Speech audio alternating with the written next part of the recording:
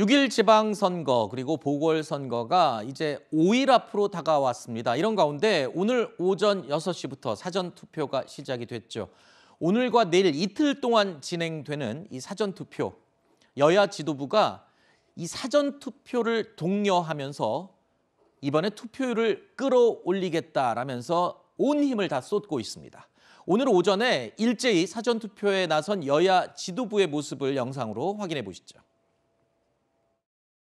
어떠한 일이든 미리미리 준비하고 대비하는 것이 중요합니다. 우리 국민의힘 지지자 여러분들께서는 본투표 이전에 사전투표를 활용해 주시기 부탁드리겠습니다. 더불어민주당이 변화하고 있습니다. 그 변화의 길을 국민 여러분께서 함께 걸어가 주셨으면 좋겠습니다. 소중한 한 표 꼭 부탁드립니다. 감사합니다.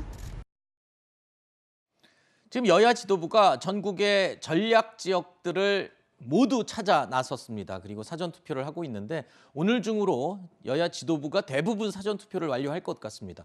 상대적으로 낮은 지방선거 투표율을 감안해서 최대한 적극 지지층들은 오늘 내일 안에 다 끌어내겠다. 이런 전략을 지금 펼치고 있어요. 네, 일단은 뭐 사전투표에 미리 많이들 투표를 하시도록 강력하게 권유를 하고 있을 것이고 지금 이 시각에도 여러 SNS, 채팅방에서 투표를 독려하는 문자라든지 이런 것들이 굉장히 많이 들어갈 것으로 보여집니다.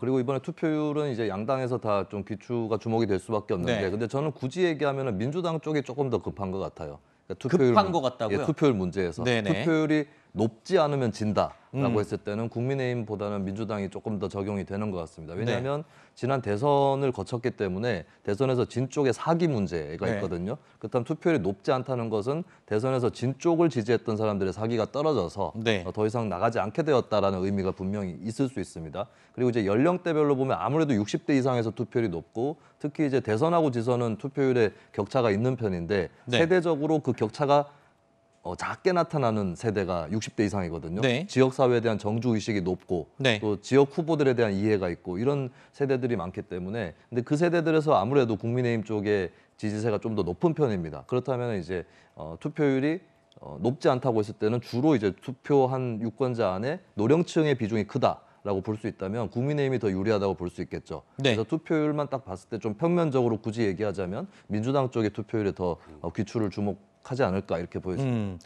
투표율이 높지 않으면 진다. 쉽게 말해서 높으면 우리가 이긴다라고 민주당은 이제 생각을 하고 있는데 지금 상황 자체가 워낙 지금 열세로 가는 그런 분위기가 느껴졌기 때문에 저런 표현을 쓰는 것 같습니다만 백성문 변호사도 비슷하게 보십니까? 일단 원론적인 건 김수민 평론가에게 뭐 전적으로 저 동감하고요. 이제 다만 이제 국민의힘 입장에서도 생각을 해보면 전체적인 판세는 국민의힘이 좀 유리해 보인다라는 건 뭐 일반적인 관측인데 이제 국민의힘 입장에서 걱정하는 게 투표율이 낮은데 저쪽 지지층이 확 결집하고 우리 쪽은 이거 어차피 이길 것 같은데 뭐하러 투표해?